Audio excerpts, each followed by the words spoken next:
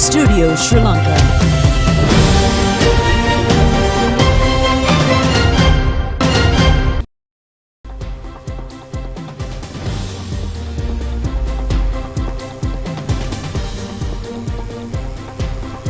A very good evening and welcome to the National News Broadcast. I'm Malsha Dharmavardhana. And I'm Siobhan Pereira. Let's take a look at your headlines today.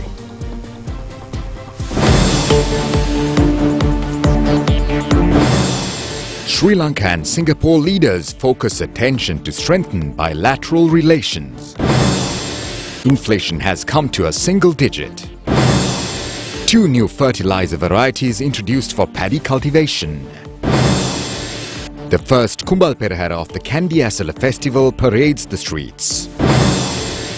2 suspects have been arrested in connection with poisoning the Kataragama elephant. Tropical storm occurs in California after 84 years. The beloved Kandy team became champions of the 2023 Lanka Premier League cricket tournament. For the first time in 4 editions.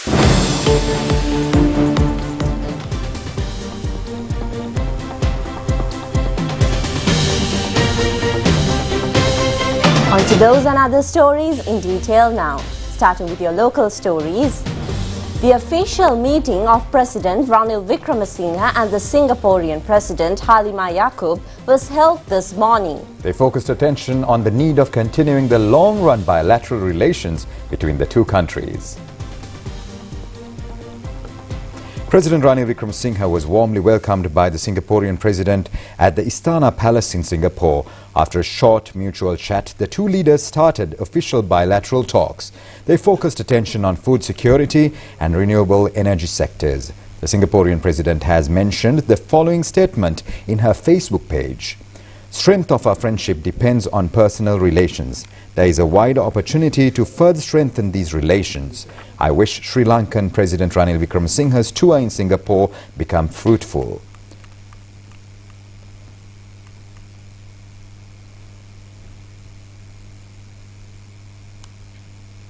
Meanwhile, Singaporean Defence Minister Neng En Hen also met President Ranil Wickremesinghe this morning. They held lengthy discussions on further strengthening the defence cooperation between the two states.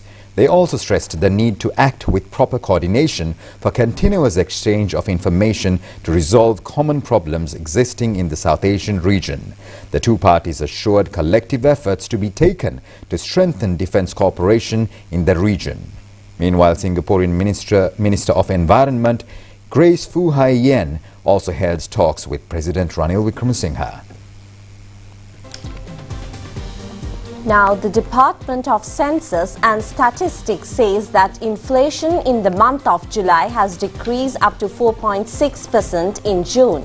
It was at 10.8%. Inflation in food category was at 2.5% in June. It has gone down up to minus 2.5% in July. The inflation in food category was at 18.3% in June and it has gone down up to 10.9% in July. Director of the Irrigation Department, Engineer Sudashini Vidanapatirna, says that the cultivations that come under the reservoirs of the department can be provided with water as scheduled. 7 reservoirs come under the purview of the Irrigation Department. They have a capacity of 825,000 acre-feet of water at present. It is 37.8 as a percentage. Harvesting has been completed in 50 to 60% of the cultivated lands under these reservoirs. Meanwhile, the Met Department says that the dry weather will prevail in many areas of the island until the end of September. Director General of the Meteorology Department, Atula Karuna Nayaka, said that the department expects a considerable rainfall during the second intermonsoon period. Usually this could be during October and November. Due to the El Nino condition prevailing in the Pacific Ocean close to Sri Lanka, this rainy condition may occur. Lanka Fertilizer Company introduced a new mixed variety of fertilizer today at the company premises in Hunupitiya. This mixed fertilizer variety has been prepared mixing mud fertilizer and Bundy fertilizer.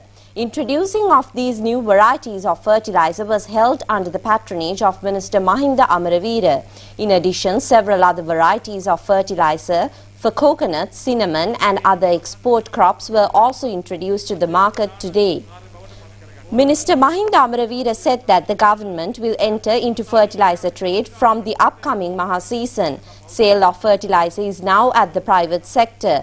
However, the government expects to keep prices of fertilizer at competitive level. If fertilizer trade is only given, the private sector will earn higher profits. The government's aim is to provide more benefits to farmers.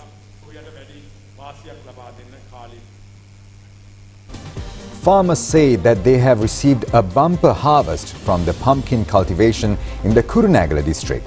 They attributed this success to the 200,000 rupees loan given by the government for cultivations.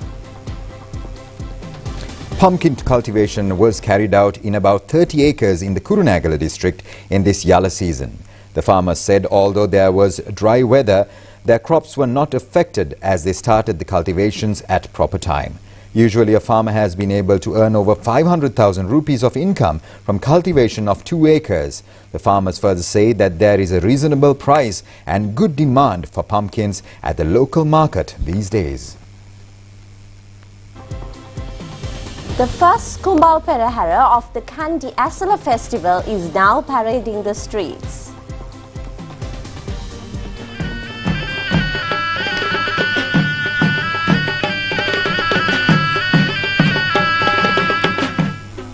The first Kubal Perahara has started parading the streets in Kandy at present. The Perahara started at the auspicious time of 7:10 p.m. with the Tusker Indiraja carrying the sacred casket.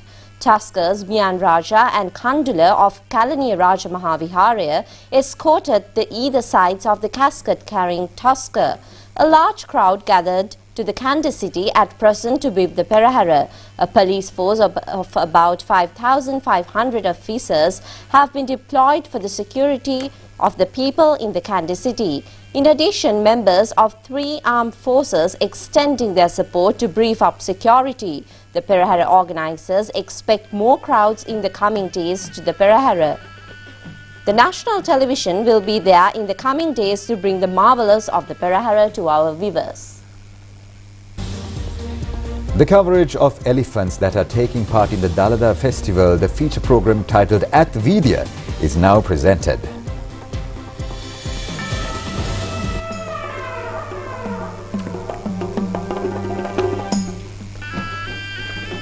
The historic At Vidya is located between the Natha Devalaya and Pattini Devalaya. These special premises will become full of elephants during the Perahara season. Elephants and tuskers are included in the Perahara under a special system. This system has a long history. There is a huge amount of work regarding these elephants. First of all, these elephants should be provided with food and health facilities. Tethering the elephants is carried out under a special system as well.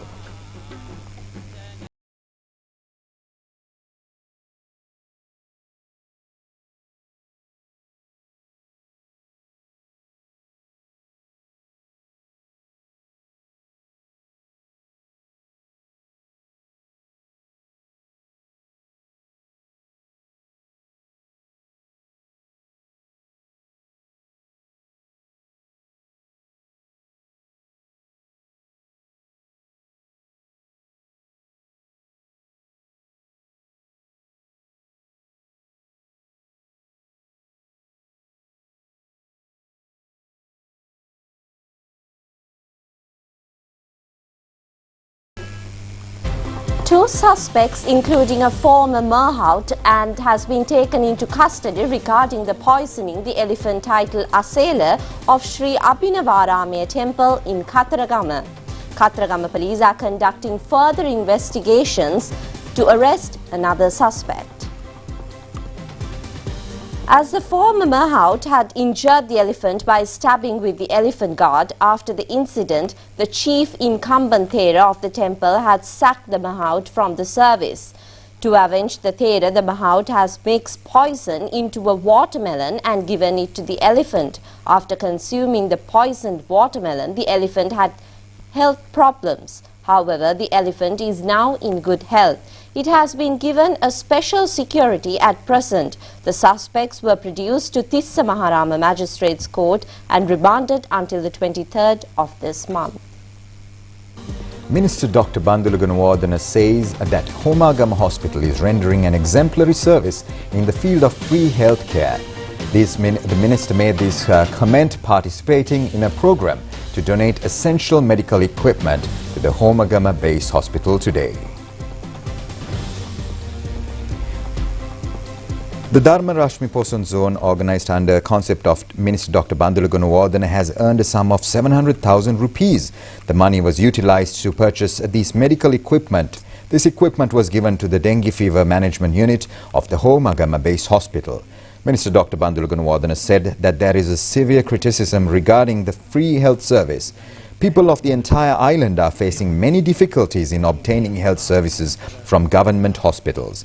Consultant doctors and other health staff render a priceless service for the patients daily. However, both in the state and private hospitals, there are lapses and shortcomings once in a way.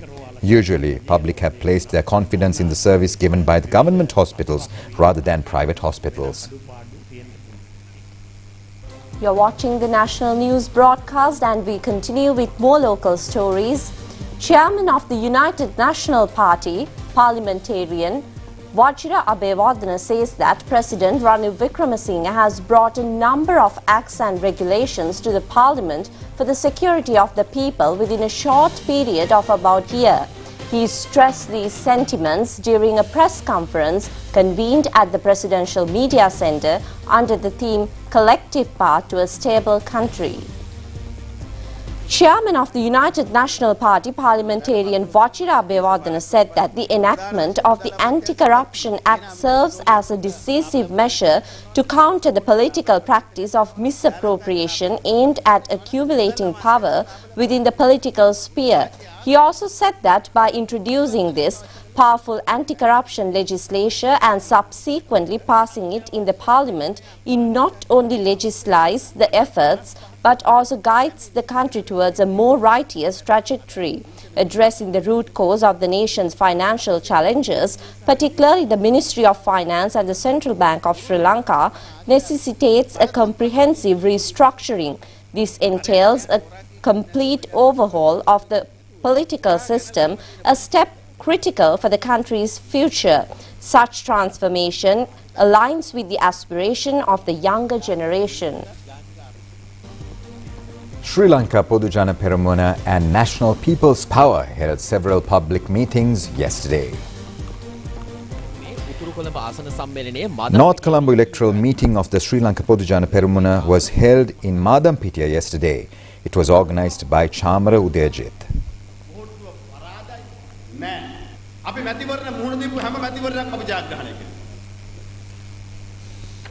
The Gampaha district meeting of the National People's Power was held yesterday under the patronage of party leader Anura Kumara Disanayaka.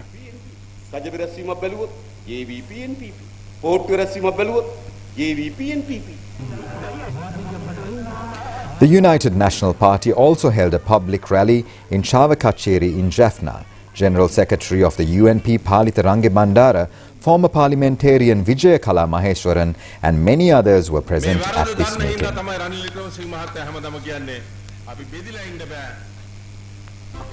Annual festival of the Kandaswamy Kovil in Nallur, Jaffna started today. A large number of devotees were present at the Kovil premises for this ceremony. A special puja was conducted at the opening day today. The annual festival of Nallur Kovil will end on the 14th of next month.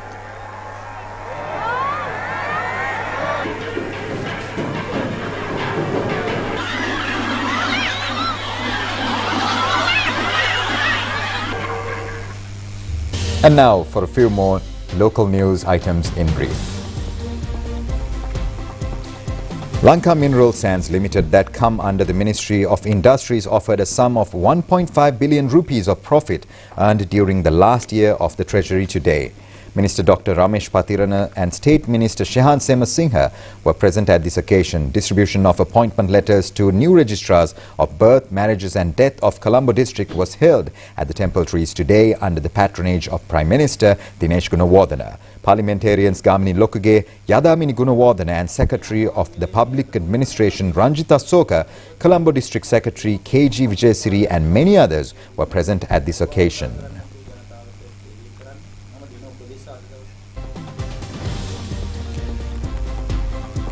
Coming up next is foreign news.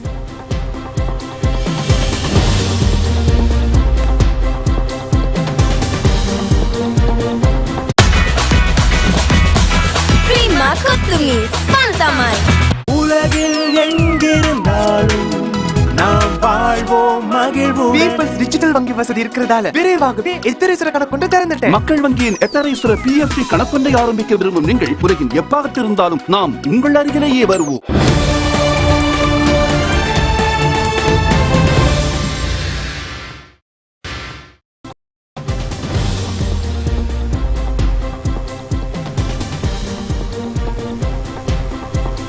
Welcome back.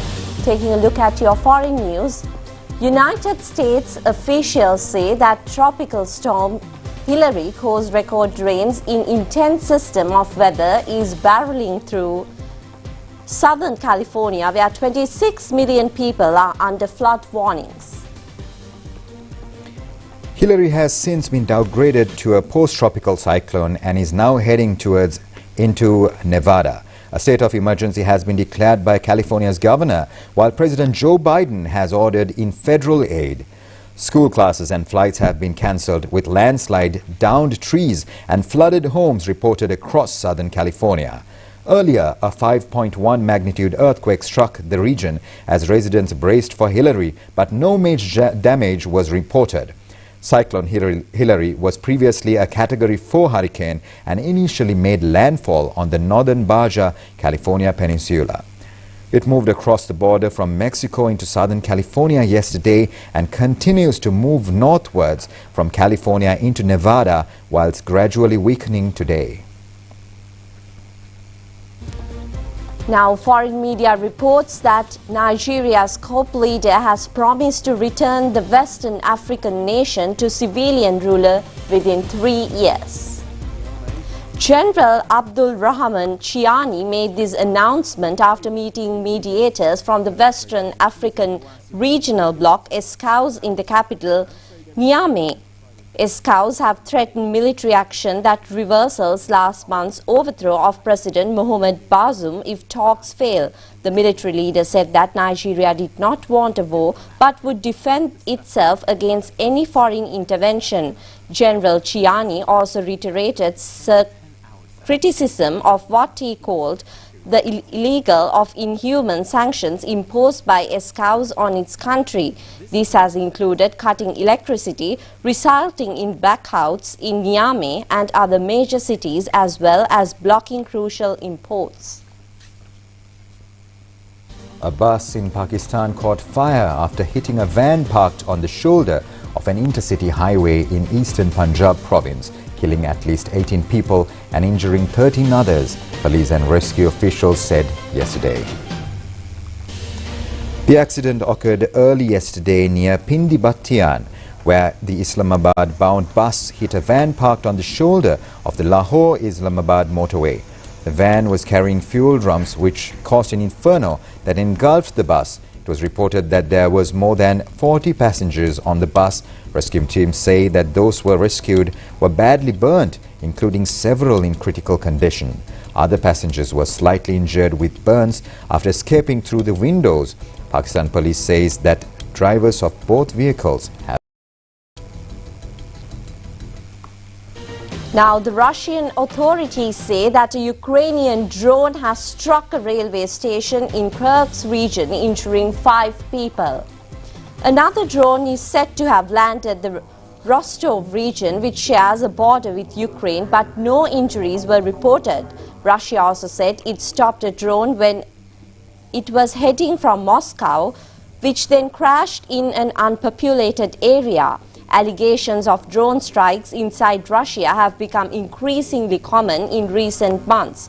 Although Ukraine hasn't claimed responsibility for specific drone strikes, President Volodymyr Zelensky has previously said that attacks on Russian territory are now inevitable, natural and absolutely fair process. Russia and 5 people were injured by glass fragments. The roof, exterior and platform of the station were damaged. The Russian Foreign Ministry said it strongly condemns the drone attack in Kursk. A fire at a camp for hundreds of displaced families in the Eastern Democratic Republic of Congo has killed at least 7 children. The camp houses families from Bushushu, a village on Lake Kivu that was destroyed by deadly floods and landslides in May. The blaze is said to have started in the middle of the camp before spreading, destroying hundreds of huts. Several adults are being treated for burns. The UN estimates around 3,000 families were left homeless after the floods in the Kalehe region of eastern DR Congo, an area already plagued by armed insurgencies.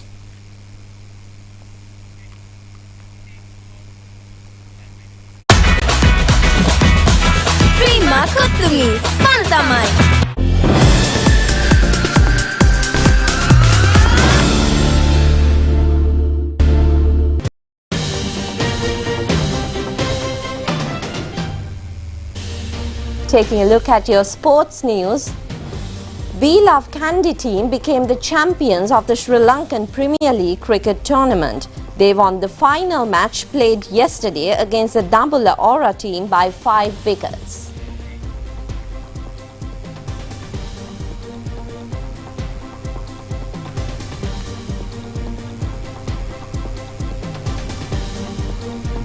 At the final match, leader of the Dambulla Ora team, Kusal Mendis, won the toss and started batting first. Angelo Matthews led the Beloved Kandy team since Vanidhu Hasaranga was injured. Batted first, Dambulla Ora scored 147 runs for the loss of 4 wickets in their allotted 20 overs. Dhananjay De Silva scored 40 runs. In reply, Beloved Kandy passed the victory target for 5 wickets in the last over, sparing 1 ball. Kamidu Mendy scored 44 runs. Angelo Matthews scored 25 runs not out. This is the first time the Beloved Kandy team became the champions of Lanka Premier League cricket tournament.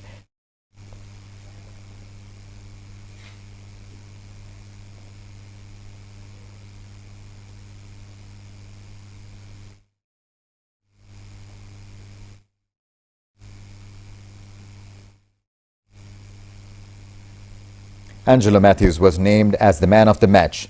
Lasith Cruzpulle of the Galle Titans was awarded as the emerging player of the tournament. Vanidhu Hasaranga, who scored the highest runs and claimed the highest wickets, was named as the man of the series. At the awarding ceremony, the organizers offered a sum of 100 million rupees to the Little Hearts Fund of Lady Ridgeway Children's Hospital.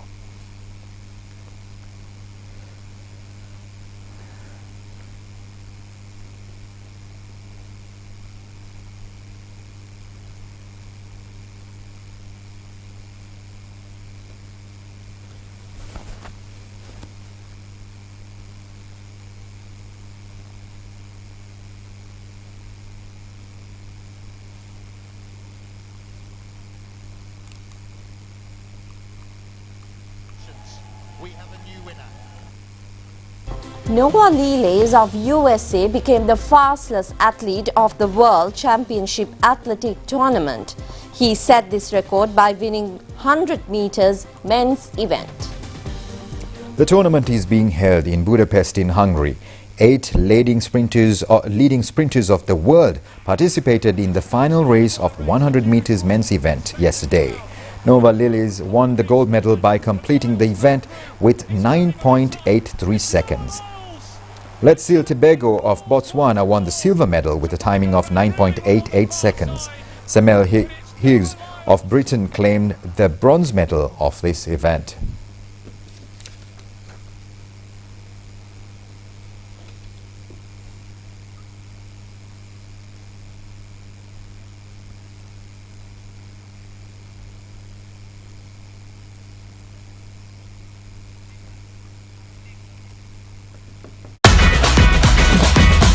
Prima Lungi, pantamai, pantamai.